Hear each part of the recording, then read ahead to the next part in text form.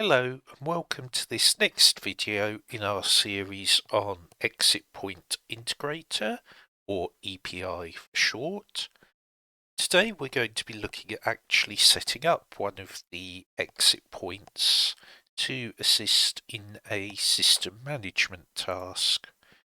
Now on this partition we have decided we would like to audit certain user actions, but we want to do it at the user level rather than at the system level.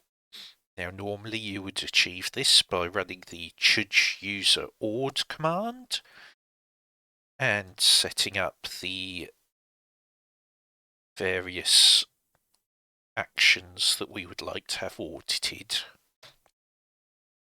Now this is a fairly straightforward process, however, as with any manual process, you are relying on the fact that it does actually get run. So rather than letting any users slip through the cracks, we're going to use the exit point to ensure this happens. So if we go into the EPI menu, we are first of all going to look at the exit point itself. The one that we are interested in is here, CRP for Create User Profile. And what you'll see on the right hand side is that there is already exit program attached to this point. So we will do a 12 to work with and an 8 to display it. And we'll see that this exit point currently has a program in the library QSys that is monitoring it. Now this is an IBM default one. So what we're going to do is we will add the EPI program to it. And you'll see on the right hand side it is now changed to status attached. If I do my 12 and 8 again, we will now see that the EPI program has been added to the list. The only other thing we want to do on this screen is to release the exit point. You will have seen a couple of times a message down the bottom saying that CRP is activated immediately. For some of the exit points, you will need to restart services or jobs and potentially run an IPL.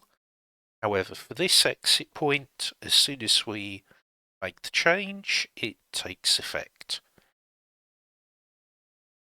The next thing we need to do is set up an action that will actually do what we want it to when a user is created. So coming into X actions here, we will take a 1 to create. I'm going to number this 502 because I know that number is free. Currently we don't need it to run any additional action afterwards, so we will leave that blank. We'll do a 0 to ensure that this action is released. Give it a meaningful description. Ensure auditing is activated when user is created.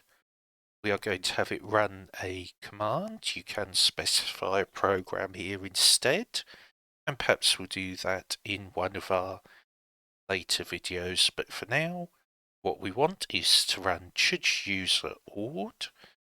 We will tell it that it should use profile, which is the value that is assigned coming in, and we will set the 3 user actions that we are interested in capturing.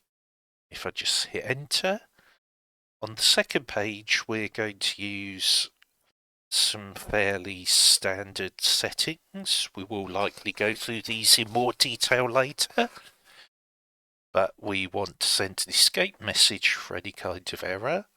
We're not going to specify any end action. We would like to set what I would consider to be the default values here, which is to ensure these details are logged.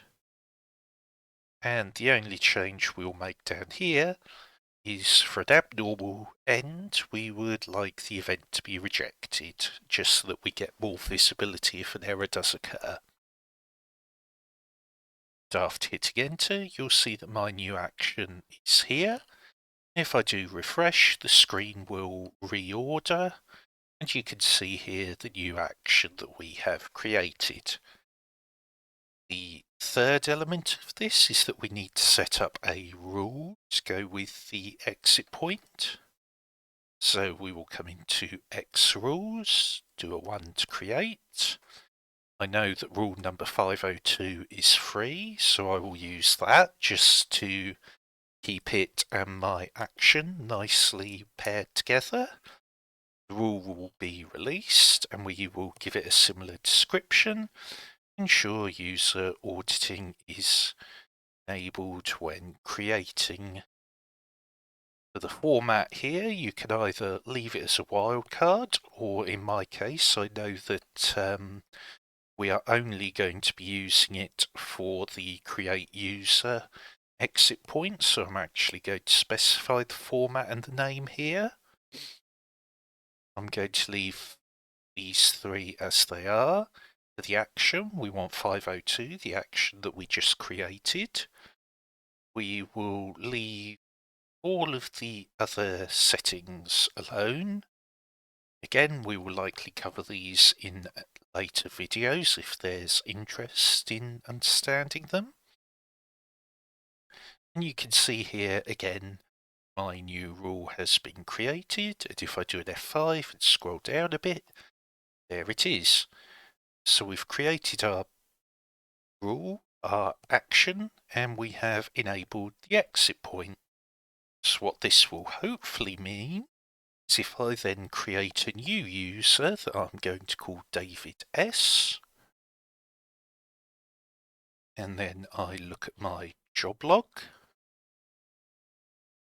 see that David S has been created. The exit program has then been triggered. It has changed the auditing value, and we can verify that by looking at the user that I just created. If I page down, you will hopefully see action auditing is set correctly. So there you have it. In this example, what we've done is we've taken a previously manual operator task and we have now automated it, which means that it is not only easier for new users to be created, but it also reduces the risk of any errors. If you're interested, we can go into this in a bit more detail. Or alternatively, there will be more videos on the channel that will demonstrate other functions, including using the multi-factor authentication, and as I mentioned, perhaps calling a program rather than a command.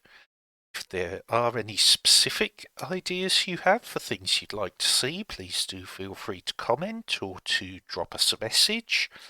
If you're interested in some one-to-one information, we can of course arrange that as well.